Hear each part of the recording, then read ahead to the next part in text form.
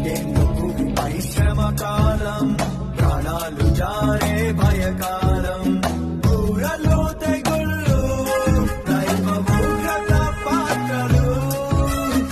ఏడేందు భూమిపై శ్రమ కాలం, ప్రాణాలు జారే భయకాలం.